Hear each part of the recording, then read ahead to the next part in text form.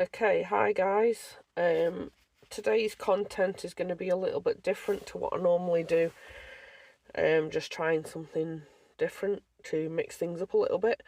As I'm sure you've seen on YouTube and TikTok, I've not been very well recently. You can possibly hear in my voice that I've still got a bit of the cold lingering, but I'm getting there slowly, and we'll be back out investigating as soon as I'm fit enough. But for the time being, I've decided to do a bit of a research/information podcast style post for you today. Like I say, mixing things up a little bit, keeping things interesting. Hope you enjoy this. So, this subject of this one is going to be about a little village in Staffordshire. It's near the border with Wolverhampton, and the name of it is Coven, spelt Coven. It stands out to me for potentially obvious reasons, but I'll just explain just in case you're not sure. Basically, the reason it stands out is because a coven is traditionally associated with witches, as in a coven of witches.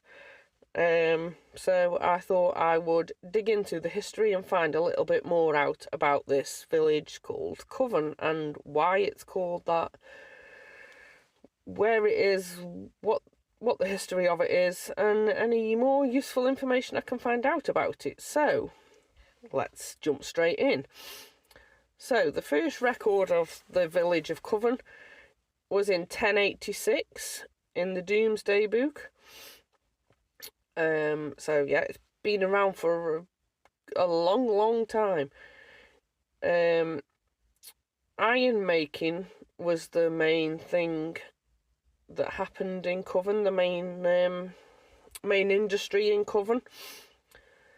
There was a furnace and forges in the village from the 17th century, so yeah, there's a history there of iron making, then of a foundry as well that produced steam engines and locomotives in the 19th century, that was.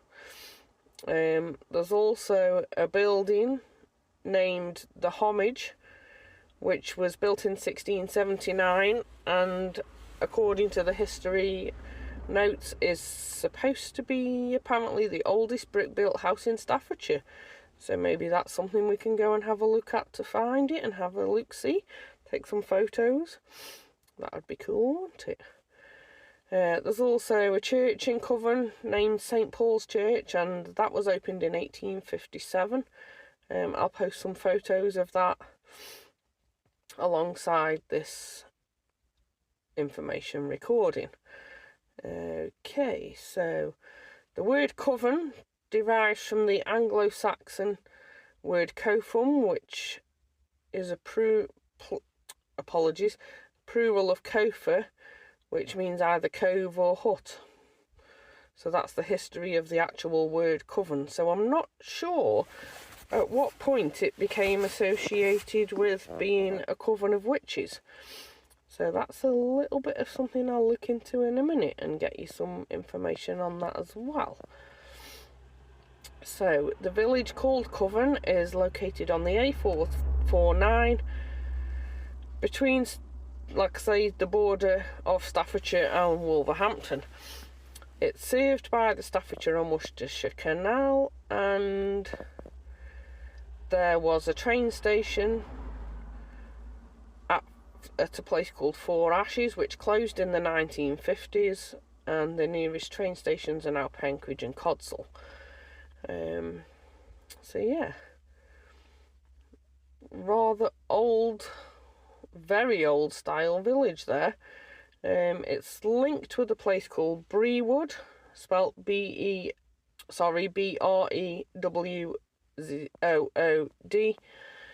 and there's a parish called Brewood and Coven, or Coven, which links the two small villages together. I'll get you some information on Brewood, so bear with me. So Brewood borders with the county of Shropshire, and was first documented in 1086, also in the Domesday Book, the same as Coven. So Brewood is more on the Roman side of things. There's a Roman road through there that stretches from London up to Chester. And yeah, it is in the parish with Coven, and very sort of similar history. There's a church in the village of Brewood which is called St Mary and St Chad, which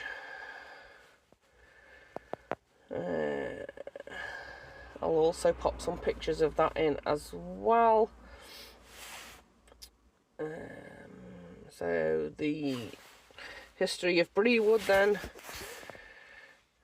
there was a large forest in the area that was a hunting reserve, but was abolished in 1204 in the reign of King John. It was stopped, you know, the hunting and everything was stopped in 1204 in that area. It now belongs to part of Cannock Chase, which is interesting.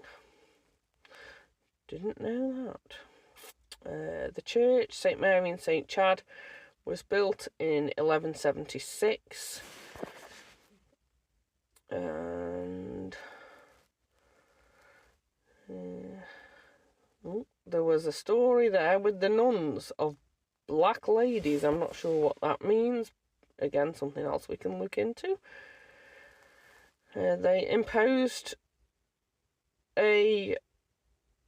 they've called it a tithe, Tithe, on the sheep and lambs that belonged to people that were on their land, making them pay rent of 3 pence. So, yeah, they had to pay rent back then for putting animals on the land because there was a priory up that way as well. Cool. Right. So that's a little bit of history on Brewood. Like I say, I will attach some images from Coven and Brewood.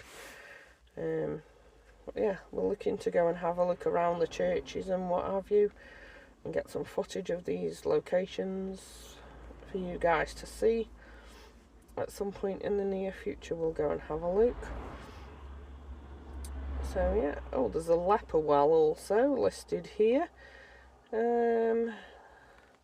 So there was 2 recorded sulphur wells, one at Chillington and one at Gunstone, and the Gunstone one had a leper house with it.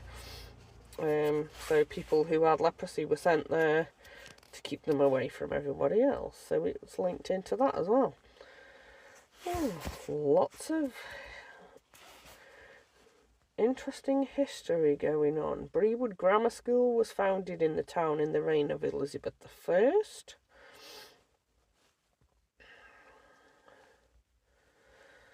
So yeah, just gonna have a look now at the history of the word coven to find out when it became linked to witchcraft.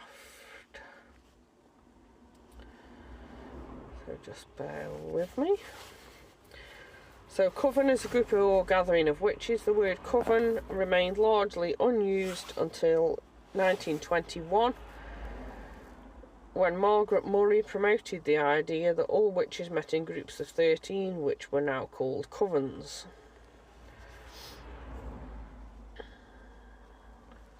But why? That's what I want to know, is why.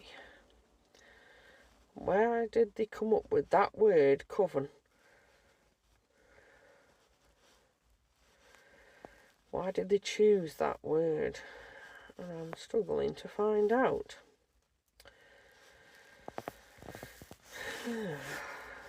Why is a group of witches called a coven? Right, so the term coven for a group of witches originates from the Latin word coventus, meaning assembly or meeting, and gained prominence during the 1920s through the writings of Margaret Murray, who popularised the idea of witches gathering in groups of 13. Okay, so it comes from a different word in Latin that means assembly or meeting. Interesting. So, apologies for the motorbike just going past just then. So, I hope you have enjoyed this little information podcast type content. If you want me to make more of these, please comment and let me know so that I know you're interested in this sort of thing, and I'll do more research and make some more of these types of things. Until then, thank you very much for listening, and I'll see you very soon on our next investigation. Also, just quickly to finish off, we have potentially got an amazing location coming up, indoor location, booked, will be solely for our use only, privately hired out. I'm just looking into the cost and how I can work this out now. If I manage to get this location, it's going to be epic. But I'm going to keep it a secret for now. It's classified information. But keep your ear to the ground. More information coming soon. Thanks again, guys. Bye for now.